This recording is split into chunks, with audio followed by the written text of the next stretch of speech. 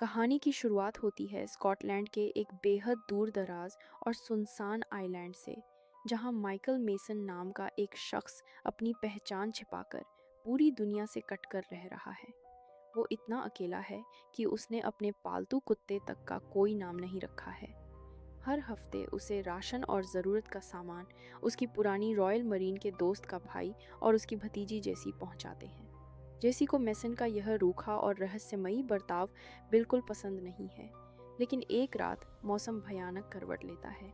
समंदर में आए एक ज़बरदस्त तूफान की वजह से जेसी के अंकल की बोट पूरी तरह तबाह हो जाती है और उनके अंकल की मौत हो जाती है। जेसी किसी तरह तैरकर किनारे लगती है, जहां मेसन अपनी जान पर खेलकर उसे डूबने से बचा लेता है। मेसन उसे अपने घर लाता है, उसके जख्मों पर पट्टी करता है और उसकी देखभाल करता है।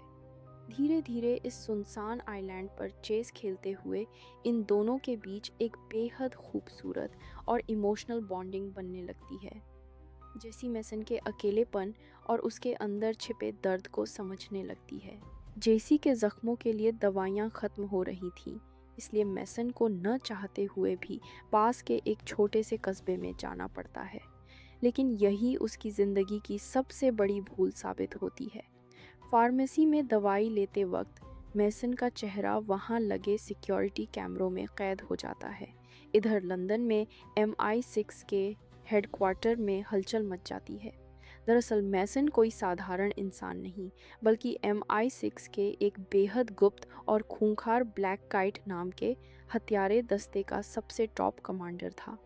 10 साल पहले मेसन को एक ईरानी न्यूक्लियर डिफेक्टर को जान से मारने का ऑर्डर मिला था, लेकिन अपनी इंसानियत और उसूलों के चलते मेसन ने मासूम को मारने से मना कर दिया और एजेंसी को धोखा देकर गायब हो गया।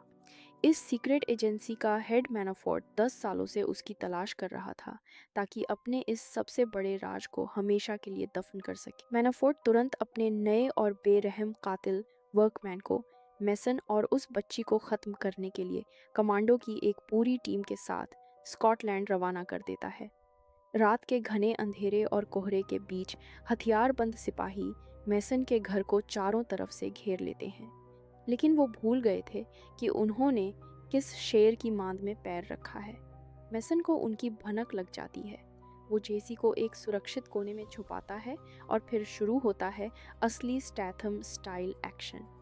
घर में कोई बड़ी गन न होने की वजह से मेसन गैराज से एक साधारण नेल गन उठाता है। जैसे ही कमांडो दरवाज़ा तोड़कर अंदर घुसते हैं, मेसन दनादन उनके सिर और छाती में कीलें ठोककर उन्हें मौत के घाट उतारने लगता है। एक के बाद एक कई कमांडो को बेरहमी से ढेर करने के बाद मेसन समझ जाता है कि यह जगह अब सुरक्षित नहीं है। वो जेसी को लेकर एक पुरानी गाड़ी में बैठता है और वहाँ से भाग निकलता है। रास्ते में एजेंसी की गाड़ियाँ मेसन का पीछा करने लगती हैं। स्कॉटलैंड के पहाड़ी और कीचड़ से भरे रास्तों पर एक बेहद रियलिस्टिक और रोंगटे खड़े कर देने वाला कार चेस देखने को मिलता है, जहां गाड़ियों की टक्कर का वजन और धमाका बिल्कुल असली महसूस होता है। मेसन अपनी ड्राइविंग स्किल्स से दुश्मनों की गाड़ियों को खाई में गिरा देता है और जेसी को लेकर सीधा लंदन के लिए रवाना हो जाता है। मेसन जानता था कि अगर जेसी को हमेशा के लिए सुरक्षित रखना है तो उसे देश से बाहर भेजना होगा। वो लंदन के आइल ऑफ डॉग्स इलाके में स्थित कमल नाम के एक बड़े ह्यूमन ट्रैफिकर और नाइट क्लब ओनर के पास पहुंचता है। कमल कभी MI6 का इन्फॉर्मर हुआ करता था। मेसन उसे वार्निंग देता है कि मैनाफोर्ट अब कानून से ऊपर उठ चुका है और वो किसी को नहीं छोड़ेगा। कमल इस शर्त पर जेसी को एक नई पहचान देकर स्पेन भेजने के लिए राजी हो जाता है कि मेसन को हमेशा के लिए मैनाफोर्ट का खेल खत्म करना होगा। अभी मेसन जेसी को सुरक्षित बोट तक पहुंचाने की प्लानिंग कर ही रहा था कि तभी मैनाफोर्ट के ब्लैक काइट ऑपरेटिव्स और पुलिस की अरेस्ट टीम उस नाइट क्लब को चारों तरफ से घेर लेती है। क्लब के अंदर तेज संगीत, नियॉन लाइट्स और डिस्को के माहौल के बीच एक भयानक खूनी खेल शुरू हो जाता है।